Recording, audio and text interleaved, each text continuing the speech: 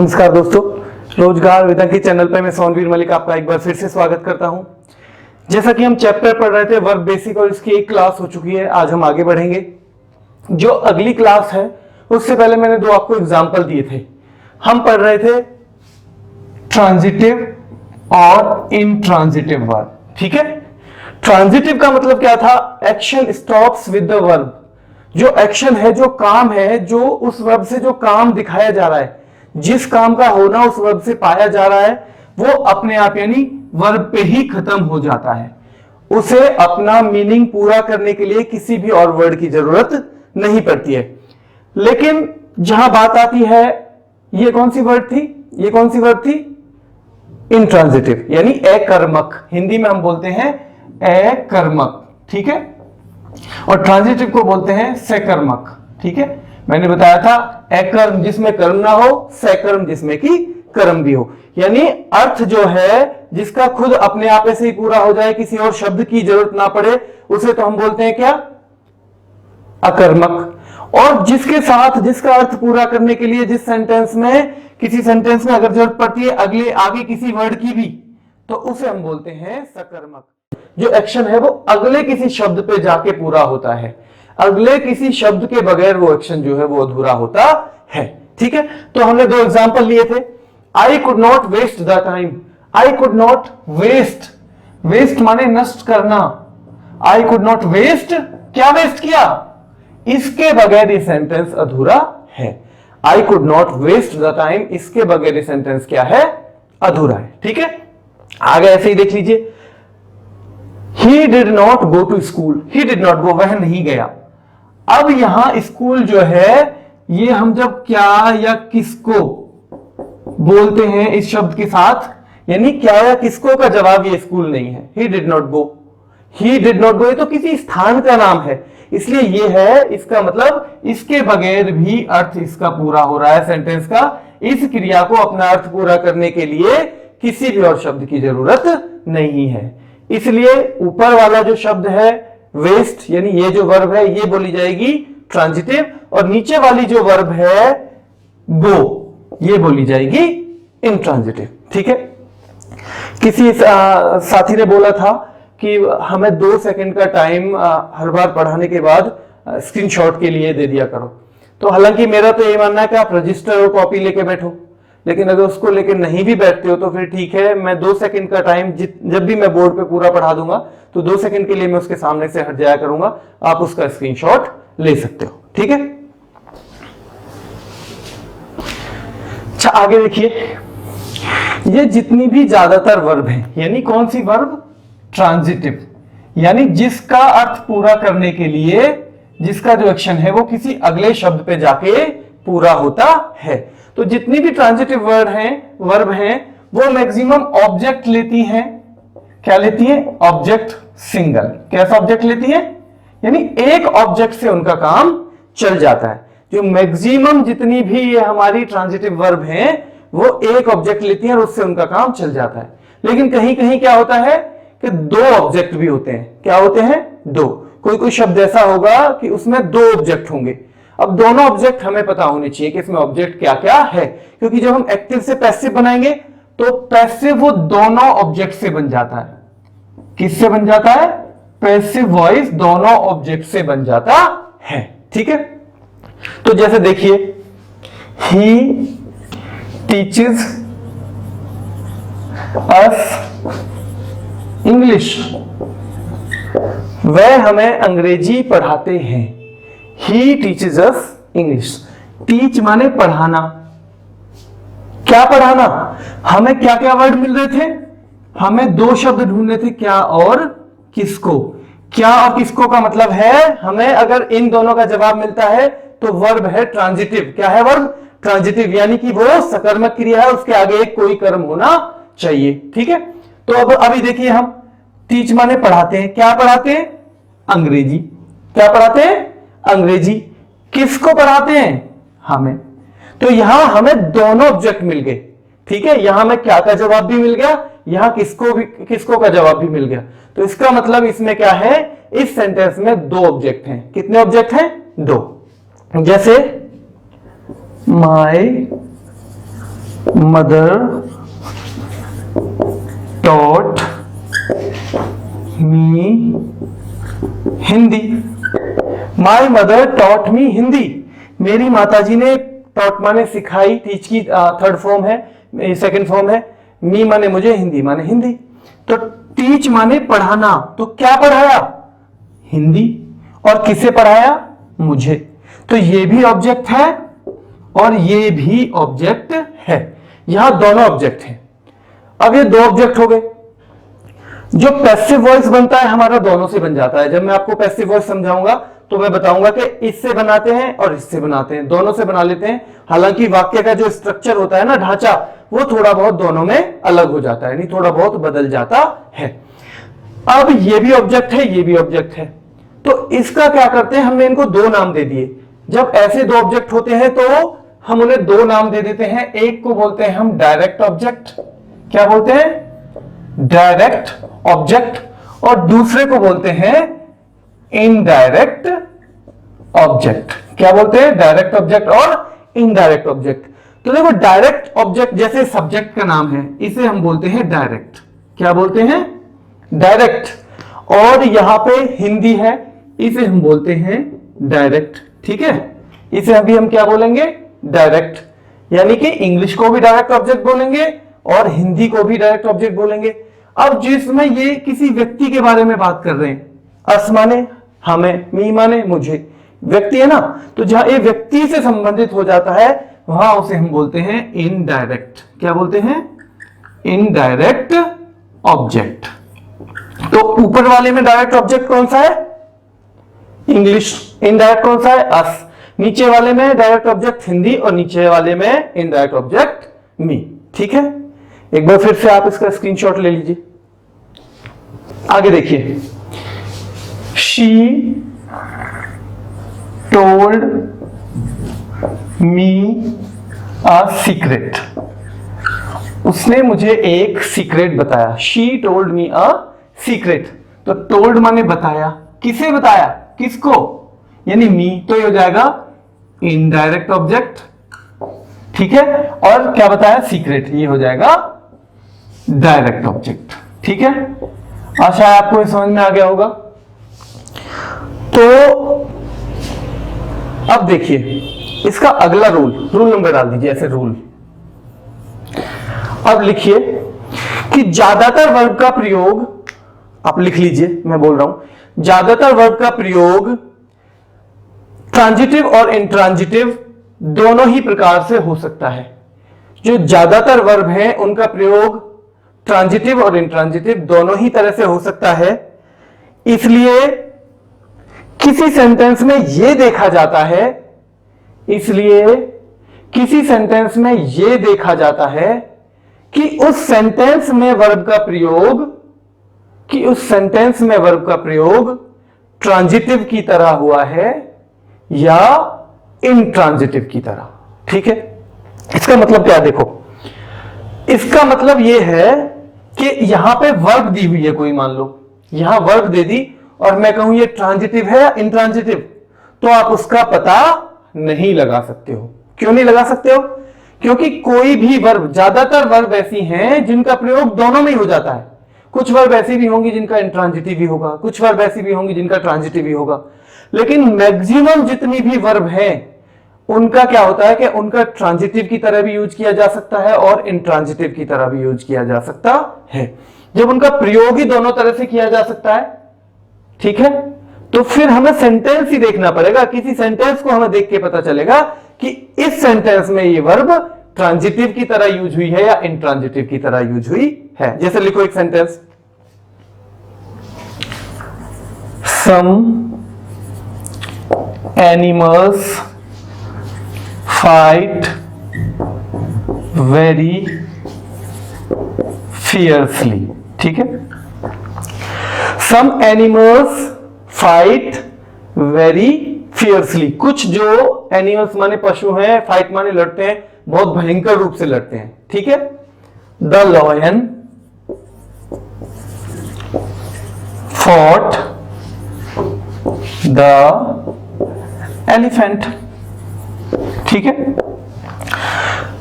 Some animals fight very fiercely, the lion fought the elephant. अब आधे minute के लिए अपना दिमाग लगाइए आप लोग कि इसमें कौन से में, देखो वर्ड यहां भी फाइट है हमारी वर्ब, और यहां भी फाइट की सेकंड फॉर्म, फॉर्म से कोई फर्क नहीं पड़ता, वर्ब तो वही है, फाइट माने लड़ना, सेकंड फॉर्म हो जाती है फॉट। तो यहां पे आप देखिए कि इस वाली जो वर्ब है हमारी फाइट, ये यहां भी प्रयोग हुई है और यहां भी प्रयोग हुई है। अब अगर इस वर्ब को ही मैं आपसे कहने लगूं कि भाई ये ट्रांजिटिव है इंट्रांजिटिव, केवल ये वर्ब आपको दे दूं और कहूं कि ये ट्रांजिटिव है इंट्रांजिटिव, और आप कुछ भी बोल दें तो गलत हो जाएगा। क्यों? क्योंकि इन दो सेंटेंस में ही देखो, एक सेंटेंस में वर्ब का प्रयोग हुआ है ट्रांजिटिव की तरह, और एक सेंटेंस में वर्ब का प्रयोग हुआ है इंट्रांजिटिव की तरह।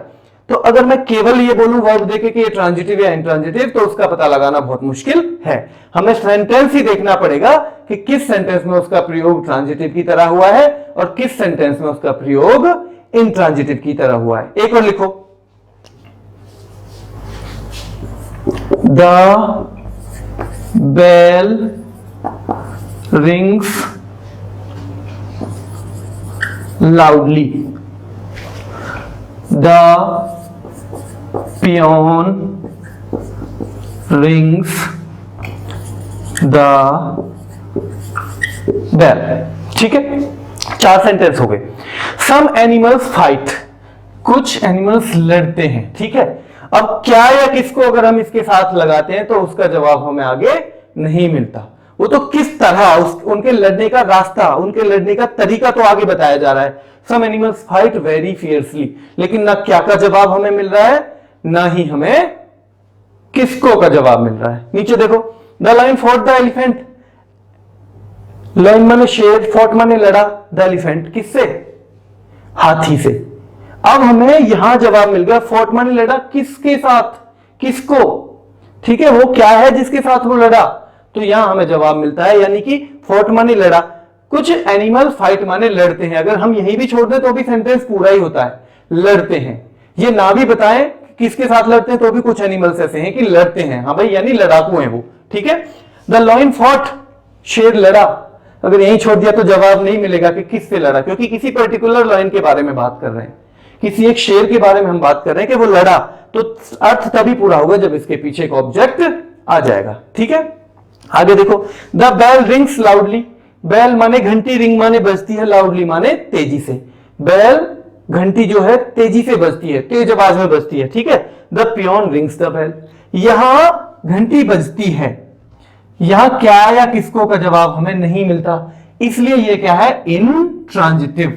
ये क्या थी, इन ट्रांजिटिव, ये क्या थी, ट्रांजिटिव। ठीक है, ये क्या थी नीचे वाली, ट्रांजिटिव। तो ऐसे ही यहां पे हमें क्या किसको का जवाब नहीं मिलता, ये है इंट्रांजिटिव, और यहां पे हमें जवाब मिलता है रिंग माने द पियोन रिंग्स, पियोन बजाता है, क्या बजाता है, द बेल माने घंटी को। तो ये क्या है, हमारी ट्रांजिटिव वर्ब। स्क्रीनशॉट ले लो एक बार इसका। आगे देखिए, the bus stopped suddenly, the bus stopped suddenly, बस अचानक से रुक गई। The driver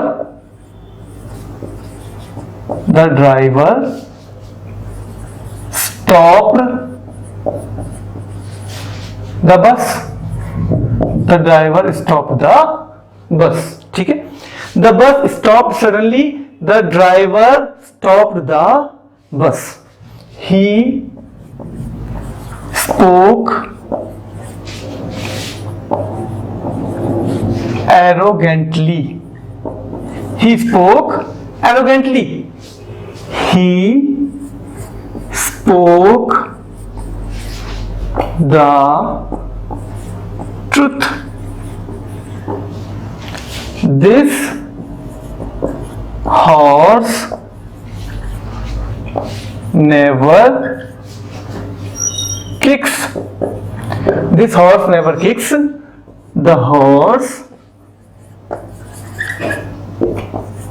kicked the boy। ठीक है, आधा मिनट दिमाग लगाओ अपना भी कि इसमें क्या, कौन सी वर्ब जो है ट्रांजिटिव है और कौन सी वर्ब इंट्रांजिटिव है। ठीक है, फिर मैं बताता हूं।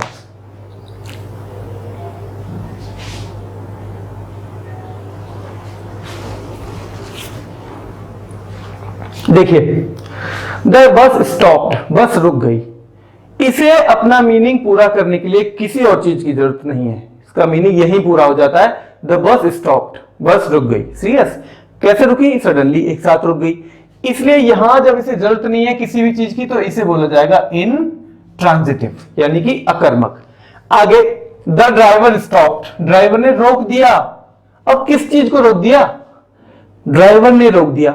अब अगर हम ये आगे द बस नहीं लगाएंगे तो हमें ये क्लियर ही नहीं हो रहा कि किसने रोक दिया। बस द ड्राइवर स्टॉप्ड, मतलब जो ड्राइवर है उसने किस चीज को रोक दिया, ये हमें क्लियर ही नहीं हो रहा। ड्राइवर ने रोक दिया, ड्राइवर ने रोक दिया। आप 50 लोगों से कह के देखो, अगर कोई भी बता दे कि क्या रोक दिया, साइकिल रोक दी, मोटरसाइकिल रोक दी, बस रोक दी, गाड़ी रोक दी, क्या रोक दिया? ठीक है, तो the driver stopped the bus. अब यहां ये मीनिंग पूरा हो रहा है आके, तो इसे बोलेंगे ट्रांजिटिव। ठीक है, transitive verb. He spoke arrogantly, वह स्पोक माने बोला। स्पीक की सेकंड फॉर्म है, ये ध्यान रखना भाई, ये पता होना चाहिए। मैंने इसलिए 2-3 दिन आपको टाइम दिया था कि वर्ब आप अच्छे से कर लें। स्पोक बोलना होता है, स्पीक उसकी सेकंड फॉर्म होती है स्पोक। ठीक है, थर्ड फॉर्म होती है स्पोकन। ठीक है, तो यहां है ही स्पोक एरोगेंटली, वह बोला घमंड से। कैसे बोला? एरोगेंटली माने घमंड। ठीक है, ही स्पोक द ट्रुथ, वह सच बोला। ही स्पोक, यहां पे वह बोला एरोगेंटली। यहां पे क्या या किसको का जवाब नहीं मिलता हमें, इसलिए ये क्या है? ये है इन ट्रांजिटिव। क्या है ये? इन ट्रांजिटिव। ये तरीका बता रहा है कि कैसे बोला, लेकिन क्या या किसको का जवाब तो हमें नहीं मिल रहा। तो यहां ये वर्ब है, स्पीक का प्रयोग हुआ है, प्रयोग जो हुआ है वो हुआ है इंट्रांजिटिवली, यानी एक अकर्मक क्रिया की तरह। ही स्पोक, उसने बोला। क्या बोला? यहां में दिया हुआ है द ट्रुथ, इसलिए यहां इसका प्रयोग हुआ है ट्रांजिटिवली की तरह। ठीक है, कैसे? ट्रांजिटिवली, यानी कि सकर्मक की तरह। अब दिस हॉर्स नेवर किक्स, ये हॉर्स जो है नेवर माने कभी नहीं, किक माने लात नहीं मारता, यानी जनरल बात कह रहे हैं। ये घोड़ा कभी लात नहीं मारता है। किसको मारता है? किसी को नहीं मारता है, जनरल बात है। इस किक के बाद हमें किसी भी चीज की जरूरत नहीं पड़ रही है इसका मीनिंग पूरा करने के लिए। ठीक है, इसलिए क्या होगा? ये बोली जाएगी इंट्रांजिटिव। ये वर्ब किक जो है बोली जाएगी यहां पे इंट्रांजिटिव। और द हॉर्स किक्ड, घोड़े ने मार दी लात।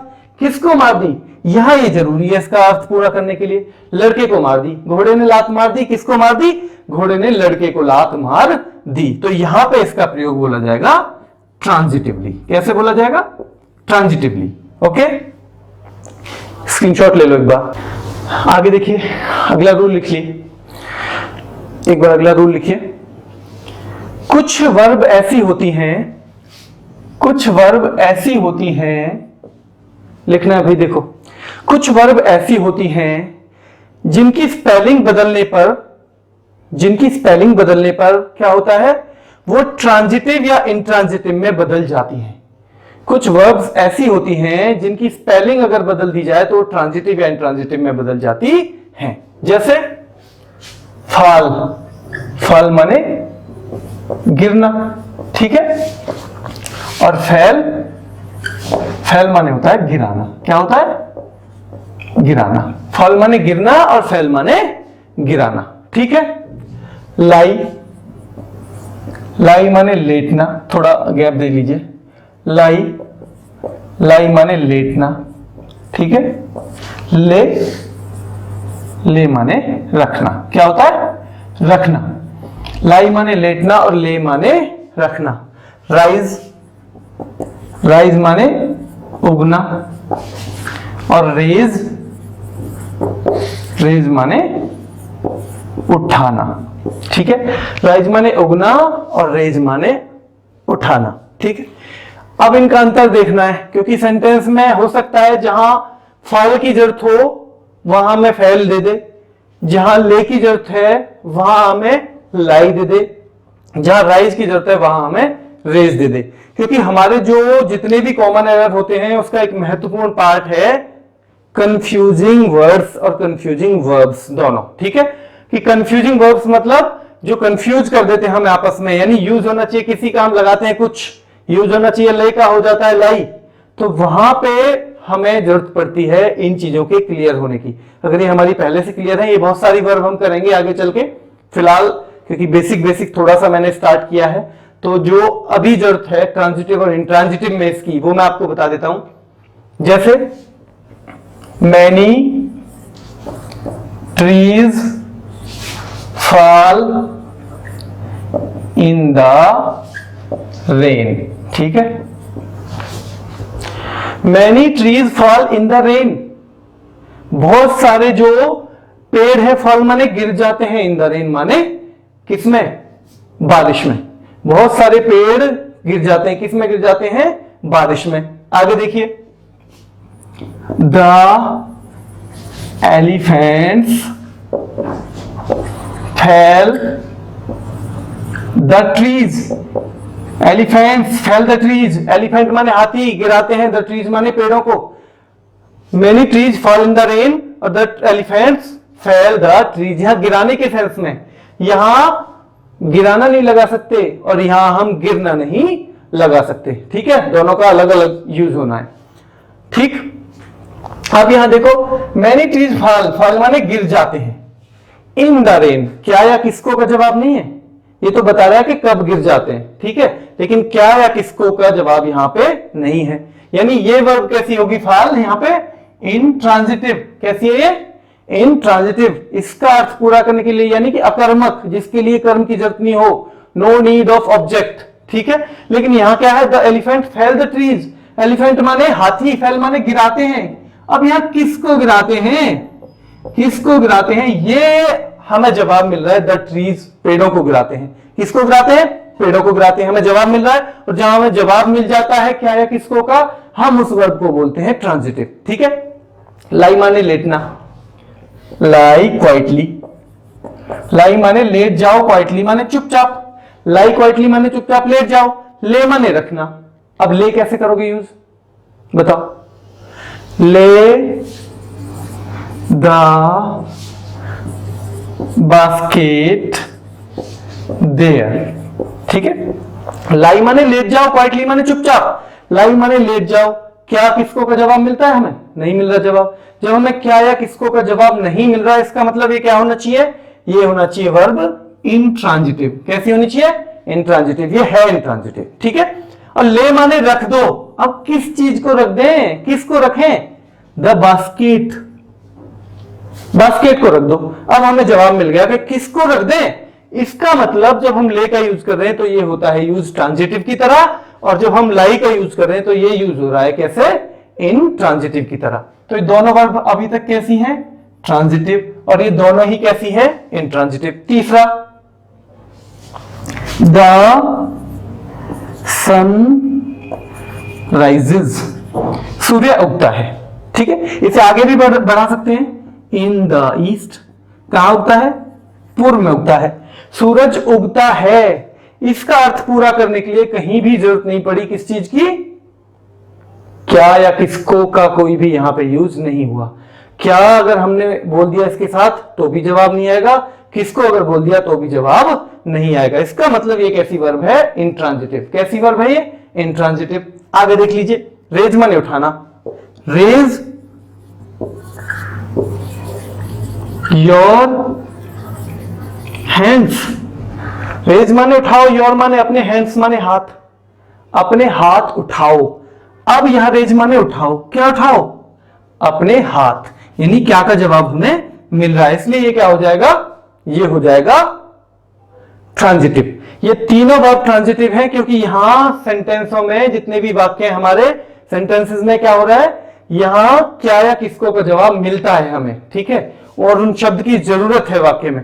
यहां क्या या किसको का हमें जवाब नहीं मिलता और उसके बिना भी उनका मीनिंग पूरा हो जा रहा है। इसलिए सारे के सारे तीनों एग्जाम्पल हैं इंट्रांजिटिव वर्ब के और ये तीनों एग्जाम्पल हैं ट्रांजिटिव वर्ब के, ठीक है।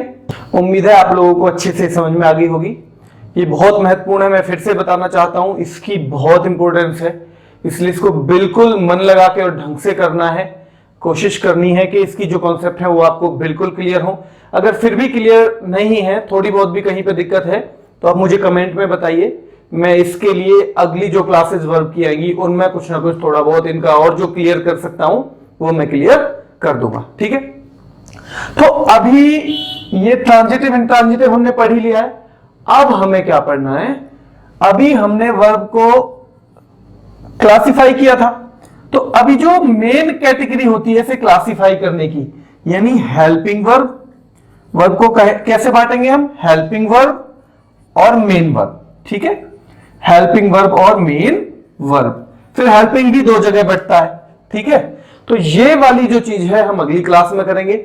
जैसा मैंने आपको बताया था कि अभी हम बिल्कुल दौड़ नहीं लगाएंगे क्लास में, थोड़ा धीरे धीरे ही करेंगे पहले 3-4 क्लास को, फिर थोड़ी सी स्पीड भी बढ़ाएंगे, फिर क्लासेस की संख्या भी बढ़ाएंगे। ठीक है, तो आज के लिए बस इतना ही। उम्मीद है आपको समझ में आया होगा। धन्यवाद।